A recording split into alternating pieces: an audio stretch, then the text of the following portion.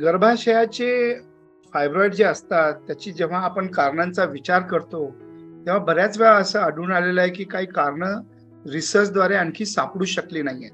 पण सगळ्यात महत्त्वाचं कारण जे एक्सपेक्टेड आहे, की ते जेनेटिक ओरिजिन असणं खूप महत्त्वाचं कारण आहे. त्याशिवाय जे महत्त्वाचं कारण आहे, स्त्रियांच्या शरीरामध्ये 2 हार्मोन्स काम करत असतात. एक असतं इस्ट्रोजन हार्मोन आणि दुसरं प्रोजेस्टेरॉन हार्मोन. हे हार्मोन एकमेकाला काउंटर बॅलन्स करतात. असा अनुभव आहे, की फायब्रॉइडचे जेव्हा आम्ही डिसेक्शन केलं त्याच्यामध्ये असं आढळून आलं, की याच्यामध्ये इस्ट्रोजन रिसेप्टर खूप जास्त प्रमाणात आहेत आणि प्रोजेस्टेरॉन रिसेप्टर कमी प्रमाणात असतात. म्हणून असं आढळून येतं, की इस्ट्रोजन ज्यांच्यामध्ये जास्त आहे, त्यांच्यामध्ये फायब्रॉइड असण्याची शक्यता जास्त आहे. आता इस्ट्रोजन हार्मोन जास्त कोणामध्ये असतं? ज्या महिला आहे ज्यांना वयाच्या 14व्या वर्षाच्या आतच पाळी आली, म्हणजे ज्याला आम्ही अर्ली मेनार्की म्हणतो. मेनार्की म्हणजे पाळीची सुरुवात होणे.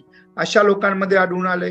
त्याच्याशिवाय ज्या महिला स्थूल आहेत, ज्यांचा BMI 25 पेक्षा जास्त आहे, ज्यांचं वजन अपेक्षेपेक्षा जास्त आहे, अशा ओबीस महिलांमध्ये फॅटमध्ये इस्ट्रोजन नावाचे हार्मोनचं प्रमाण जास्त असल्यामुळे अशा महिलांमध्ये हे प्रमाण जास्त आढळून आलेलं आहे.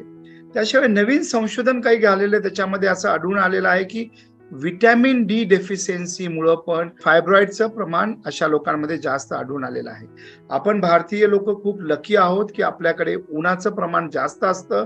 त्यामुळं सकाळच्या कोवळ्या उन्हामध्ये फिरायला जाणं खूप आवश्यक आहे. जे लोक बर्फामध्ये 6-6 महिने राहतात, त्यांना व्हिटॅमिन डी डेफिशियन्सी जास्त असल्यामुळे त्यांच्यामध्ये फायब्रॉइडचं प्रमाण जास्त आहे.